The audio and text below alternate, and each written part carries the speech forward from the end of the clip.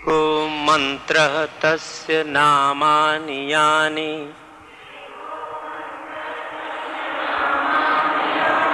कर्मापि एकं तस्य देवस्य सेवा।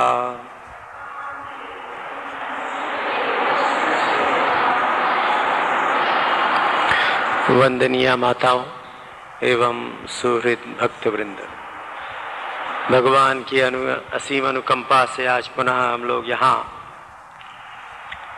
उनके ही श्रीमुख द्वारा गाए गए इस महान गीता का स्मरण करने के लिए, उस पर चर्चा करने के लिए समवेत हुए हैं।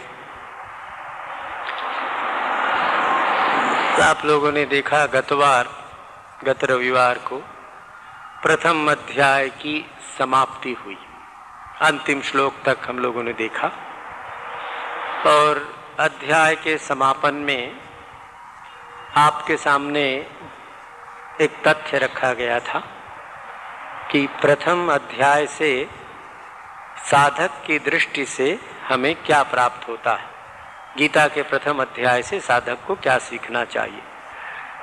और उस क्रम में हमने ये देखा कि मनुष्य के जीवन में जो विषाद आता है वह विषाद भी योग बन सकता है।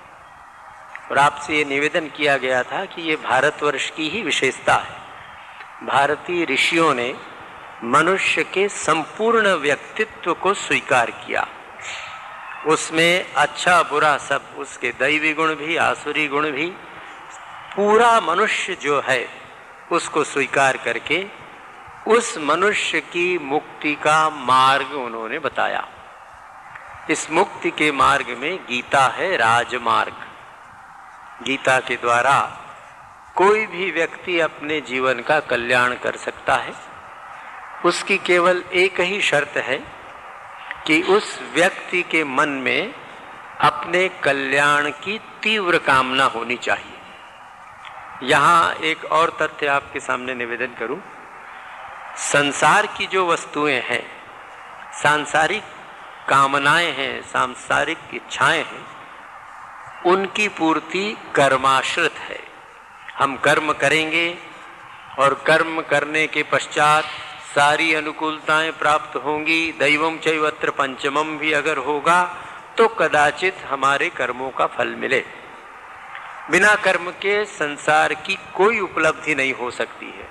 कर्म करने से होगी ही ऐसा निश्चय नहीं है कि जैसा हम चाहते हैं वैसा हो जाए, किंतु ये जान के रखें किसी भी सांसारिक कामना की पूर्ति, सांसारिक वासना की पूर्ति बिना कर्म के नहीं हो सकती।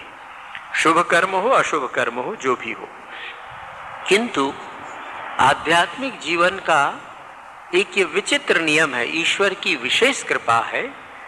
ईश्वर की प्राप्ति किसी कर्म का परिणाम नहीं, बिना कर्म के ईश्वर की प्राप्ति हो सकती है। तो ये बड़ा विचित्र सा लगता है कि भाई ऐसा कैसे। इसका रहस्य ये है कि संसार की वस्तुओं की प्राप्ति के लिए मात्र इच्छा पर्याप्त नहीं है, इच्छा के साथ बहुत से कर्म करने पड़ते हैं, किंतु ईश्वर की प्राप्ति के लिए केवल इच्छा पर्याप्त है। यदि तीव्र इच्छा हो जाए तो ईश्वर की प्राप्ति हो जाती है। हमारे युग में भगवान श्री रामकृष्ण देव इसके एक आदर्श उदाहरण है। उनके जीवन में माँ भवतारिणी के, जगत जननी के, माँ काली के दर्शन करने की इच्छा हुई। गुरु तो बाद में उनके जीवन में सब आए। तो पुजारी होकर दक्षिणेश्वर में जब वो आए, अभी युवा अवस्था में प्रवेश किया था, तो वो सोचने लगे, जब माँ की पूजा करने लगे कि माँ तू तो पत्थर की प्रतिमा नहीं है, यदि तू पत्थर की प्रतिमा हो तो क्यों तेरी पूजा करूं। पर मैंने सुना है तूने राम प्रसाद को दर्शन दिए थे, कमलाकांत को दर्शन दिए थे और भी बहुत भक्तों को दर्शन दिए थे। तो श्री रामकृष्ण देव को ऐसा लगा कि मुझ में कहीं कमी है। तो उनके हृदय में माँ के दर्शन की या ईश्वर प्राप्ति की इतनी तीव्र इच्छा हुई, उनको ऐसा लगा कि अगर माँ के दर्शन न हो, जगत जननी के साक्षात दर्शन न हो, तो ये जीवन रखना व्यर्थ है। और वहाँ काली के मंदिर में खड्ग हुआ करती है। उन्होंने सोचा कि ये जीवन व्यर्थ है, इसलिए खड्ग लेकर अब अपना जीवन समाप्त कर दूं। माँ के दर्शन के बिना मैं जी नहीं सकता। ऐसी तीव्र इच्छा जब उनको हुई तो तत्क्षणात उनको माँ के दर्शन हुए, ईश्वर के दर्शन हुए। तो आध्यात्मिक जीवन का ये रहस्य है। तो प्रत्येक व्यक्ति, आप हम सब, यदि अपने जीवन का कल्याण चाहते हैं और वह कल्याण की कामना अत्यंत तीव्र हो जाए कि कैसे मैं संसार की ज्वाला से बचूं, संसार के बंधन से छूटूं, ये तीव्र इच्छा अगर हो, ईश्वर प्राप्ति की इच्छा जितनी तीव्र होगी जीवन में उतनी अनुकूलताएं प्राप्त होती जाएंगी। गुरु घर बैठे आ जाएंगे। श्री रामकृष्ण देव के पास उनके गुरु सब वहां आए थे, तो भगवान कृष्ण युद्ध भूमि में अर्जुन को गुरु के रूप में मिले। इसलिए मिले कि अर्जुन वहां क्या पूछते हैं, यत् श्रेयः स्यात् तत् निश्चितम ब्रूहि, जो मेरे लिए कल्याण कर हो आप बताइए। तो आइए हम इस विषाद को हमने योग के रूप में देखा था। तो अर्जुन, दुर्योधन और भगवान कृष्ण, ये तीन प्रतीक आपके सामने रखे गए थे। हम सब जीवन के कल्याण की कामना करते हैं और वो इच्छा लेकर हम आए। तो आपसे ये निवेदन किया गया था कि अर्जुन मनुष्य के प्रतीक हैं, आपके हमारे जैसे सामान्य जीव के, जो जीवन में कल्याण चाहता है, जिसने संसार का अनुभव कर लिया, संसार के सुखों को देख लिया और देखकर ये समझ गया कि बस इससे अधिक संसार में सुख नहीं मिल सकता, पर्याप्त है, संसार अलोना लगने लगा। तो अर्जुन हमारे प्रतिनिधि है। दूसरा निवेदन किया गया था दुर्योधन। तो दुर्योधन पशुत्व का प्रतीक है, आप हम कोई दुर्योधन नहीं हो सकते।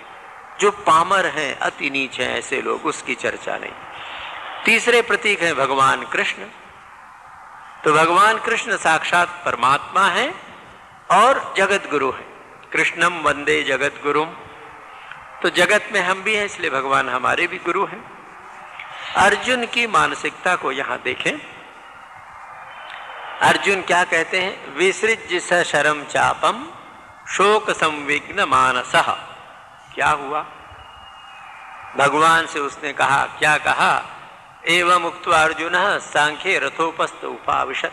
ऐसा भगवान को कहकर, वो जो उसके पहले की सारी बातें आपके सामने बताई गई थी, ऐसा करके, ऐसा भगवान से कहकर अर्जुन रथ के पीछे बैठ गए। कैसे बैठ गए, विसृज्य सशरम चापम शोक संविघ्न मानसः। धनुष और बाण, बाण के साथ धनुष को छोड़ दिया और शोक से संविघ्न हो गया, शोक में डूब गया, एकदम भर गया शोक से और उसने छोड़ दिया, बैठ गया। तो विद्वानों ने ये बताया है, अखंडानंद जी सरस्वती महाराज गीता के बहुत बड़े अधिकारी व्यक्ति थे, उन्होंने ये लिखा है कि ये धनुष का त्याग साधना का त्याग है। और बड़ी सच बात है, जीवन में कर्म का त्याग अर्थात साधन को यदि व्यक्ति त्याग दे तो उसका सर्वस्व नष्ट हो गया, क्योंकि जीवन में सिद्धि साधना से ही मिलती है। ईश्वर प्राप्ति भी अगर हमें करनी हो, ईश्वर किसी कर्म का परिणाम न हो, किंतु तीव्र आकांक्षा का परिणाम तो है। तीव्र आकांक्षा से तो ईश्वर प्राप्त होगी, तो आकांक्षा तीव्र करने के लिए भी तो साधना करनी पड़ेगी। तो गीता का प्रथम अध्याय हमें ये बताता है कि अर्जुन से जो भूल हुई वो भूल हमसे नहीं होनी चाहिए। हमें अपने साधनों का त्याग नहीं करना चाहिए, चाहे जितनी परिस्थितियां खराब हों, चाहे जितने छोटे साधन क्यों न उपलब्ध हों, अल्प से अल्प, कम से कम साधन भी हमारे पास जो उपलब्ध हैं, हमारे आत्म विकास के, हमारे जीवन की उन्नति के, उन साधनों को कभी नहीं त्यागना चाहिए। जितनी भी कठिन परिस्थितियां आ जाएं, जैसे भी असुविधा हो, उन साधनों को पकड़ कर रखना चाहिए। तो ये साधना है क्या? साधना की कोई बड़ी बातें आपके सामने मैं नहीं रखूंगा। सीधे साधे सरल शब्दों में यदि समझना हो साधना क्या है, तो साधना है सजगता, विजिलेंस। एक विद्वान का कथन है, constant vigilance is the price of spiritual life. सतत सावधानी, सजगता, यही आध्यात्मिक जीवन का मूल्य है। साधना का मतलब है सावधानी, परम सावधानी, परम सजगता। जो व्यक्ति जीवन में जितना सावधान है, जो व्यक्ति जीवन में जितना सजग है उसके लिए आध्यात्मिक जीवन उतना सहज होगा, उसके लिए स्वयं के चरित्र की रक्षा और चरित्र की उन्नति उतना ही सजग हो जाएगा। महापुरुषों ने कहा सावधान की मृत्यु नहीं। तो ये सावधानी का नाम साधना है। हमारे जीवन में प्रत्येक क्षेत्र में ये सावधानी आनी चाहिए। अर्जुन के जीवन में क्या हुआ? अर्जुन बहुत बड़े साधक थे, हैं, किंतु जब उन्होंने अपने स्वजन संबंधियों को देखा तो उनका स्वभाव बदल गया, मोहग्रस्त हो गए। तो हुआ क्या? सावधानी चली गई। दूसरा, अगर आप देखें, थोड़ा थोड़ा अगर हम विचार करके देखें, इसको ध्यान करें, तो प्रथम अध्याय में 47 श्लोक हैं। इसके 3 वक्ता हैं। धृतराष्ट्र, एक ही श्लोक धृतराष्ट्र बोलते हैं। संजय ने धृतराष्ट्र को वर्णन करके बताया है, तो संजय के 24 श्लोक हैं। और अर्जुन ने भगवान को अपनी बात बताई है, अपना व्याख्यान दिया, उनके 22 श्लोक हैं। आप विचार करके देखिए, भगवान उपस्थित हैं, उन्होंने ही अर्जुन के रथ को दोनों सेनाओं के बीच में रखा है, और दोनों सेनाओं के बीच में रखा है तो बातचीत भगवान कृष्ण और अर्जुन में हो रही, पर अर्जुन केवल श्रोता है। प्रथम अध्याय में कहीं भगवान वाच नहीं, भगवान चुपचाप सुन रहे हैं। थोड़ा कल्पना करें, कल्पना का आश्रय लीजिए, कल्पना साधना में बड़ी सहायक है। तो आइए अपन कल्पना करके देखें कि भगवान ने अर्जुन के रथ को बीच में खड़ा किया, तो लगाम पकड़े हुए हैं घोड़ों को खड़े करने के लिए, और अर्जुन जब रथ के पीछे बैठ गया धनुष और बाण को छोड़कर, तो निश्चित रूप से भगवान पीछे घूम के देख रहे हैं, घोड़ों को संभाल के रखा है और पीछे घूम के देख रहे हैं और सुन रहे हैं अर्जुन की बात, बोल कुछ नहीं रहे। तो इतना बोलने में अर्जुन को जो समय लगा, तो भगवान ने तत्काल, भगवान जैसा अंतर्यामी और भगवान कृष्ण जैसा मनोवैज्ञानिक कौन हो सकता है, भगवान ने तत्काल समझ लिया कि ये अर्जुन नहीं बोल रहा है। अर्जुन जिस भाव से अभी आविष्ट है, पीड़ित है, द्वितीय अध्याय का प्रथम श्लोक संजय उवाच है। संजय बोलते हैं, क्या कहते हैं? तम तथा कृपयाविष्टम अश्रुपूर्ण आकुलेक्षणम विषिदंतम इदम वाक्यम उवाच मधुसूदनः। इतनी सटीक बात संजय यहाँ कहते हैं और ये वर्णन है। तो भगवान अर्जुन का मुंह देख रहे हैं और अर्जुन की बात सुन रहे हैं, और भगवान अर्जुन के सखा थे, अर्जुन के भाई थे, बचपने से साथ रहे थे, जानते थे। तो भगवान ने तुरंत समझ लिया कि अरे ये तो वो अर्जुन नहीं है। कृपया आविष्टम, इस कृपा ने, इस मोहजन्य कार्पण्य ने अर्जुन को पकड़ लिया है। आविष्ट होना कहते हैं, जैसे भूत हमको पकड़ ले तो आविष्ट हो जाते हैं। हमारे जीवन में आवेश के बहुत हैं, लोभ से आविष्ट हो जाए, काम से आविष्ट हो जाए, क्रोध से आविष्ट हो जाए व्यक्ति। तो जब लोभादि विकार या आवेश हमको आविष्ट कर लेते हैं तो व्यक्ति का विवेक उस क्षण के लिए अंधा हो जाता है। सोच कर देखिए, कोई भी कामना जब तीव्र होती है, हमारे जो आविष्ट कर लेने का तात्पर्य है, जो हमारे सारे व्यक्तित्व को आच्छादित कर दे, जैसे भूत पकड़ लेता है, तो व्यक्ति का स्वभाव बदल जाता है। अगर आपने देखा हो भूत पकड़े वालों को, न देखा हो तो हिस्टीरिया के रोगियों को देखा होगा आपने, और अगर अवसर मिले तो कभी जाइए, हमारे सामने डॉक्टर PN शुक्ला मनोचिकित्सक रहते हैं, उनके घर जाकर आप देख सकते हैं, मैंने देखा है। तो जो हिस्टीरिया का रोगी होता है या भूत का आवेश हुआ हो, या अपने जीवन में लोभादि काम क्रोध लोभ मोह मद मत्सर का जब आवेश हो, तो आईने के सामने खड़े हो जाएं तो दिखने लगेगा, हमारा स्वभाव ही बदल जाता है। क्रोध में व्यक्ति वह नहीं होता है जो सामान्य अवस्था में होता है, उसका व्यवहार एकदम विपरीत हो जाता है। तो उसी प्रकार मोह से आविष्ट अर्जुन जो कुछ कह रहा है, तो भगवान जानते हैं कि शब्द इसकी जिह्वा से निकल रहे हैं, भीतर तो ये कुछ और ही है। तो ऐसे अर्जुन की बातों को भगवान सुन रहे हैं और बड़े अच्छे अच्छे तर्क प्रथम अध्याय की विवेचन में आपके सामने रखा गया था कि प्रथम दृष्टया पहली बार पढ़ें तो ऐसा लगता है कि ये तो ठीक कह रहा है, कुल का नाश होगा, पाप होगा, मित्रद्रोह होगा, ऐसे दुष्परिणाम होंगे। भगवान भला ऐसे सुंदर तर्कों को क्यों नहीं सुनते हैं? तो भगवान ने कोई उत्तर नहीं दिया है, नहीं बोल रहे। फिर भगवान जब बोलना भी शुरू करते हैं तो अर्जुन ने जो कुछ तर्क दिए थे, जो कुछ बातें कही थी, उसका कोई उत्तर नहीं दिया भगवान ने। तो ये हमारे लिए अत्यंत विशेष बात है, समझने वाली बात है। और समझने वाली बात यह है कि संसार का कोई भी कर्म, सत्कर्म हो तो असत्कर्म हो तो भी केवल स्वस्थ चित्त में संभव है। यदि चित्त अस्वस्थ है, चित्त में किसी प्रकार का उद्वेग है, क्षोभ है, चांचल्य है, तो हम सही निर्णय नहीं ले सकेंगे, हमारे सब काम गलत हो जाएंगे। इसलिए जहां तक संभव हो चित्त को सम और शांत रखकर कर्म करने का प्रयत्न करना चाहिए। किन्हीं कारणों से चित्त यदि अत्यंत विक्षुब्ध, चंचल हो, अशांत हो तो कर्म स्थगित कर देना चाहिए। पहले चित्त को शांत करने का प्रयत्न करना चाहिए, चाहे विवेक से, विचार से, सत्संग से, गुरुजनों के पास जाकर, जैसे भी हो। और जब चित्त तुलनात्मक शांत हो जाए तब कर्म करना चाहिए। तो ऐसी जो अवस्था है वो सबके जीवन में आती है। छोटा बड़ा कोई भी व्यक्ति हो, सभी के जीवन में कभी न कभी विषाद के प्रसंग आते हैं, कठिनाई के प्रसंग आते हैं। तो इन विषाद और कठिनाई के क्षणों में घबराना नहीं चाहिए, आएंगे। उस समय प्रार्थना, उपासना, सत्संग आदि से साहस का आश्रय लेना चाहिए। साहस करके विवेक पूर्वक भगवान से प्रार्थना करनी चाहिए कि प्रभु हमें मार्ग दिखाओ। ऐसी अवस्था आपके हमारे जीवन में, अर्जुन जैसी अवस्था नहीं आती।